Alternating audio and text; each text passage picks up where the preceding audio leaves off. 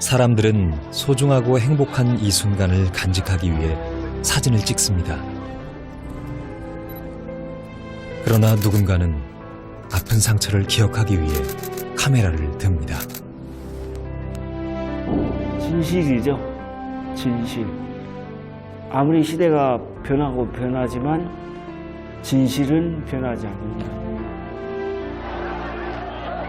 1980년 5월 18일 광주 시민들에게 자행된 끔찍한 학살.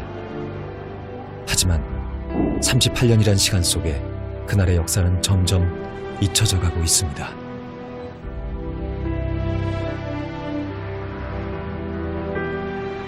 5월 하면은 혹시 어떤 거 떠오르시는지?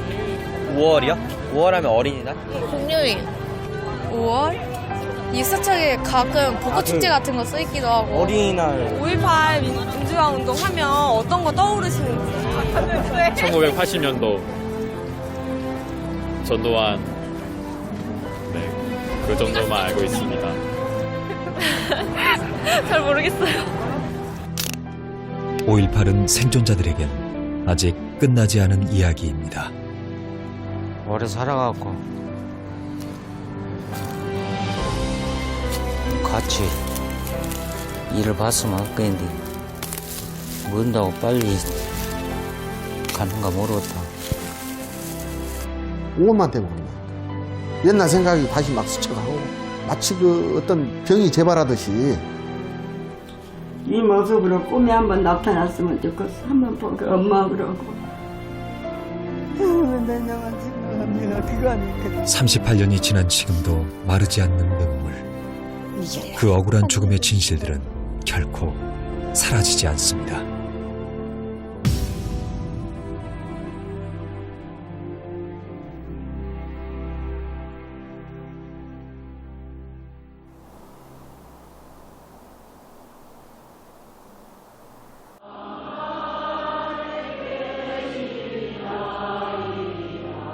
(5월이) 되면 임근단 할머니의 기도는 더욱 간절해집니다. 허망하게 떠난 아들을 꿈에서라도 꼭 한번 만나고 싶습니다.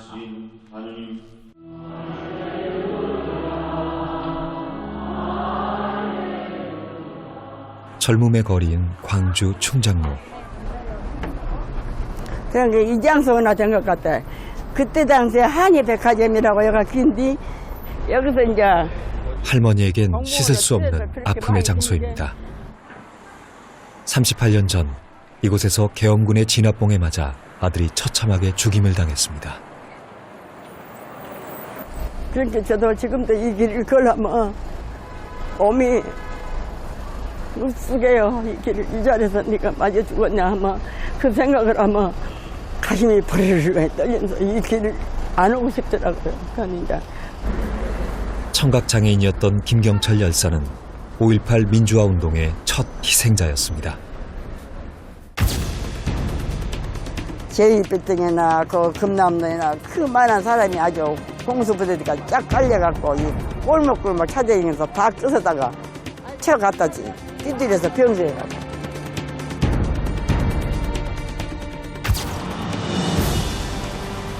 광주에 도착한 계엄군은 젊은 사람이면 무조건 진압봉으로 구타했습니다. 사고가 난 5월 18일은 경철 씨가 첫 딸을 낳아 100일 잔치를 열던 날이었습니다. 친구들을 배웅하고 어머니에게 돌아오는 길이었죠. 바로 이 건물에서 여기서 2층 아래층 다 내가 썼거든요. 다시 이제 여기 앞에를 거쳤더라고. 아무리 기다려도 오지 않던 아들. 계엄군에게 그토록 잔인하게 맞아 죽었으리라고는 생각도 못했습니다.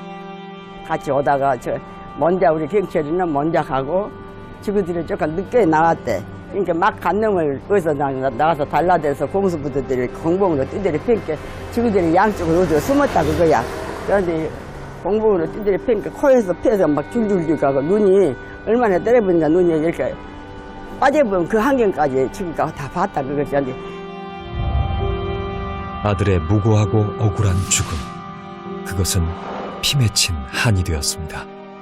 지가 30살 먹고 엄마는 50살 먹으면 이 가게도 저한테로 싹 양화점으로 얻으려니까 가게를 바꿔주라고 하더라고요. 그래서 이제 저하고 나하고 참 목을 버듬고 서로 손도장을 찍으면서 그렇게 하자. 엄마 너무 고생 많이 했으니까 지가 알아서 하란다고. 나는 49에 49에 그렇게 해보고 저는 29에 30살을 못 넘겼잖아요. 그 약속이 꿈으로 사라져. 가슴에 그리움과 분노라는 불덩이를 안고 할머니는 38년의 세월을 견뎌냈습니다.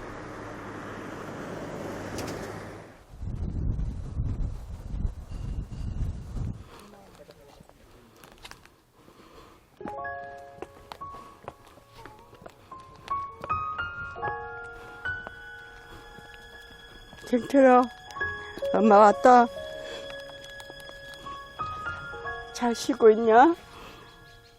어서 얼마나 보고 싶으냐, 한이 되고. 잊으려고 해도 안 잊어지고. 묘지번호 1-1. 첫 희생자인 김경철 열사를 시작으로 수많은 광주 시민들이 계엄군의 폭압에 쓰러졌습니다. 1979년 박정희의 유신 시대가 종결되고 민주화의 열망이 솟아오를 시기, 전두환 보안사령관이 12.12 군사 반란을 일으켰습니다. 학생들은 계엄 철폐와 민주화를 외치며 거리로 쏟아져 나왔고 5월 18일 광주에서도 역시 수많은 학생과 시민들이 시위를 벌였습니다. 그런데 시위 진압을 위해 광주 시내엔 총칼을 든 공수부대들이 도착했습니다. 곧이어 살인적인 폭력이 시작됐습니다.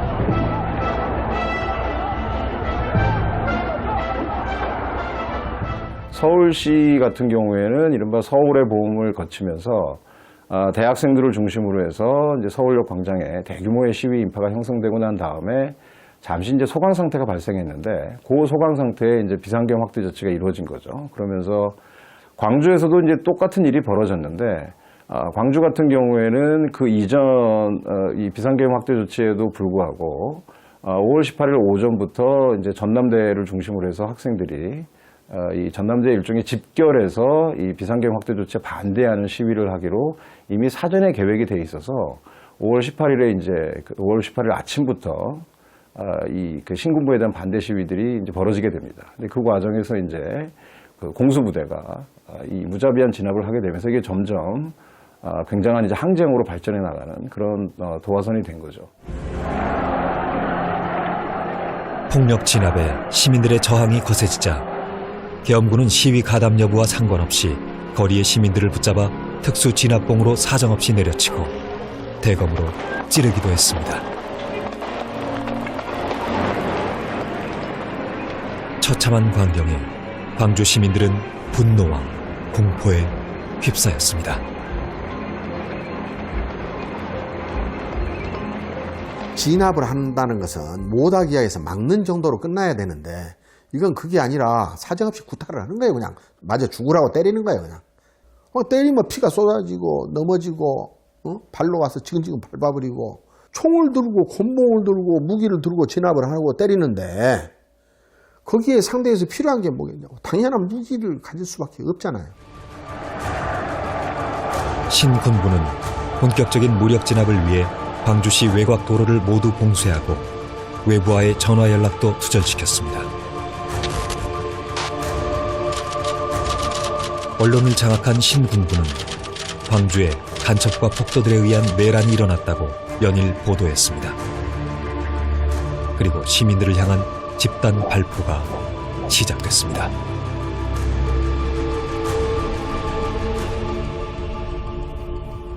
이곳 주남마을은 당시 민간인 학살의 대표적인 피해 지역이었습니다. 학생이 학생을 싣고 구름마를 죽고 나서 쪼까시게 총살 나서 한 군데 들어온 거죠. 이렇게 형제간에 싸우면 싸워. 군들이 왜 형제간에 싸우고. 대학생들 다 죽이고 호박농구를 뻗으면 아들딸 낳았으면 그 애기들이 다 높이 될 거다. 다 죽이고 못 먹겠어. 무섭게 이제 뭐 주라면 주고 밥 해주라면 밥 해주고 좀 했는 거예요. 우리 말들에게.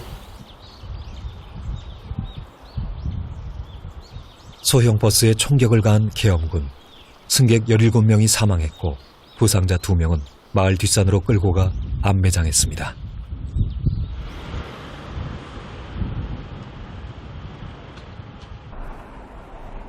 다 없어져 버려가지고. 유춘학 씨는 당시 미니버스 총격 사건을 직접 본 목격자입니다. 얘가 2차선이고 21일 날 계엄 11공수가 이 뒤쪽 산이 부흥산이에요. 그 뒤쪽 전암마을로 와요. 근데 21일 날부터 얘가 전투 현장이 돼버린 거예요. 계엄군은 외부와의 차단을 위해 화순으로 통하는 유일한 길목인 주남마을에 주둔했고 이곳을 지나는 차량을 향해 총을 난사했습니다. 저 위에가 거시기 그 목욕하는 데가 있어요. 갖고 이제 놀다가 목욕하러 가자. 그래서 한 10명이 여기서 출발을 해. 이웃 동생들을 데리고 물놀이를 갔던 유춘학 씨는 당시 17살이었습니다. 뚝방길을 따라 걷던 중 갑작스런 총성을 들었습니다. 셋이서 가, 이제 우리 뚝 타고 쭉 가는데 이 집 있는데 50m 전방 거기 몸 밑에 총소리가 난 거예요. 그래서 도로 쪽을 딱 보니까 버스 한 대가 서 있고 총소리가 나. 그래서는 내가 애들한테 땅으로 엎드리라 하겠어. 근데 이 군인 한 명이 오더만은 버스로 들어가는 거야. 버스로 들어가려면 총소리가 어마어마하게 나버렸어. 이제 막 그 사격을 했는가 봐요. 막 하고 이제 조금 있다가 나와 하고 버스에서 막 내리자마자 나를 겨누는 거예요.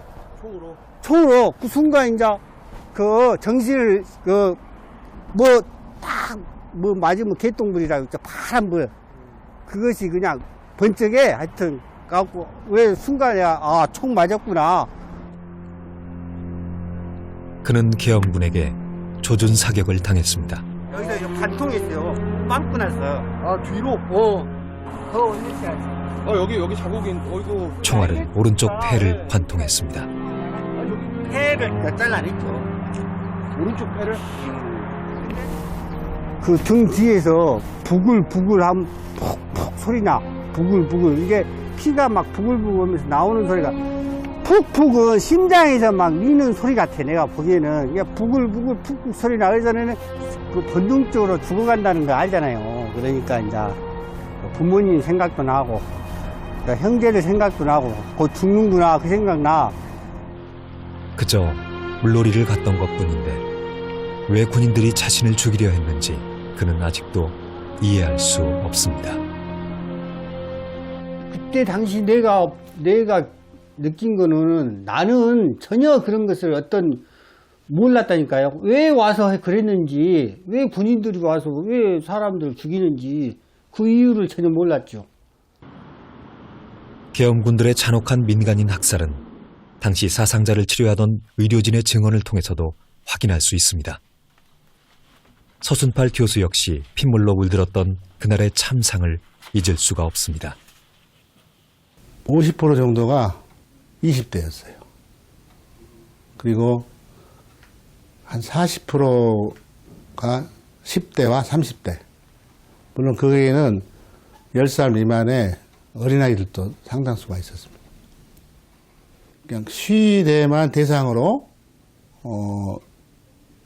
총을 쐈다 뭐 그러기보다는 그냥 닥치는 대로 대상에 관계없이 정조준해가지고 두부, 흉부, 법부 이런 중요한 기관이 직접 총상에 당하는 그러한 환자들이 대부분이었습니다.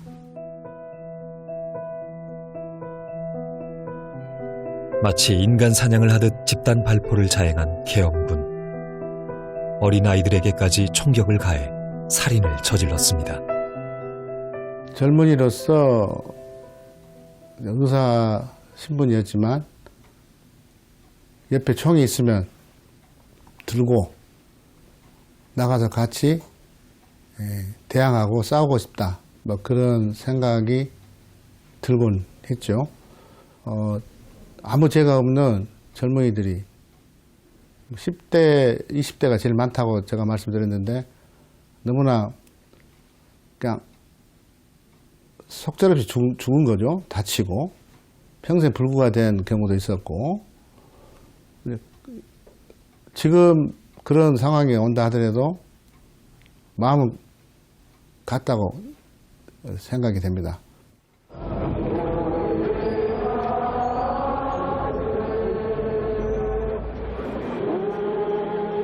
인간의 존엄성마저 짓밟힌 상황에서 광주 시민들은 스스로를 지켜야 했습니다.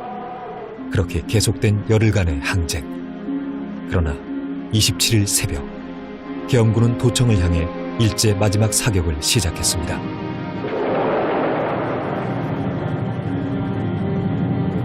계엄군을 이길 수는 없었습니다. 도청은 피로 물들었고 시민들은 민주주의의 항쟁을 죽음으로 지켜냈습니다.